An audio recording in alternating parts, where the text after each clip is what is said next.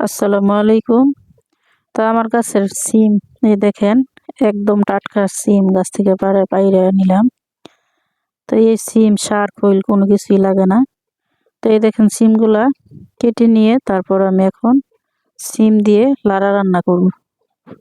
সিমের লাড়া, আলি উড়ির লাড়া। তা আমি এখানে কিছু কাঁচামরিচ একটু ছেঁচা তারপর দিলাম, একটু সামান্য একটু হলুদ গুঁড়া দিয়ে দিলাম, একটু 1 চামচ ধনিয়ার গুঁড়া দিয়ে দিলাম, আর 1 চামচ লবণ দিয়ে দিলাম। দিয়ে আমি এখন একটু পানি দিয়ে বসাইয়ে দিব চুলায় সিদ্ধ। তো সিদ্ধ বসাইয়ে দিয়ে হয়ে গেছে। তো এইদিকে আমি কিছু সরিষা নিলাম। তো সরিষাটা ধুয়ে আমি বেটে নিব। তো এই যে দেখেন আমার উড়িটা সিদ্ধ হয়ে গেছে। তো একদম মোমের মতন সিদ্ধ হয়ে গেছে গাছের উড়ি, কোনো সার খৈল কোনো কিছুই দেই নাই।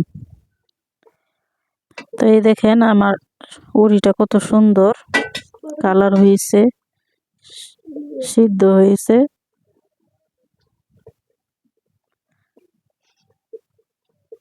দেখেন কত সুন্দর সিদ্ধ হয়ে গেছে করে একবারে, একটা উড়িও আস্ত নেই। এইদিকে আমি সরিষা বেটে নিলাম, আর মরিচ, পেঁয়াজ আর রসুন আমি ছেঁচে লইলাম। তো দিয়ে একটু তেল দিয়ে কড়াইয়ের মধ্যে আমি এখন বাগার দিয়ে নিব। তো বাগার দিয়ে তারপর আমি উঠে নিব।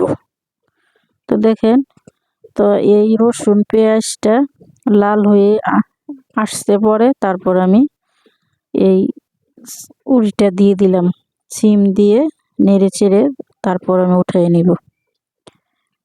তো এই সরিষা দিলে কিন্তু উড়ির মধ্যে অনেক ভালো লাগে বা আলাদা একটা সেন্ট হয়।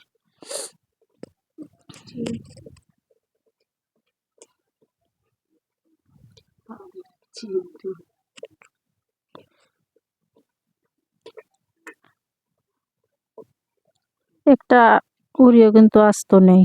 তো ধন্যবাদ সবাইকে যারা যারা আমার ভিডিওটা দেখতেছেন। আসসালামু আলাইকুম।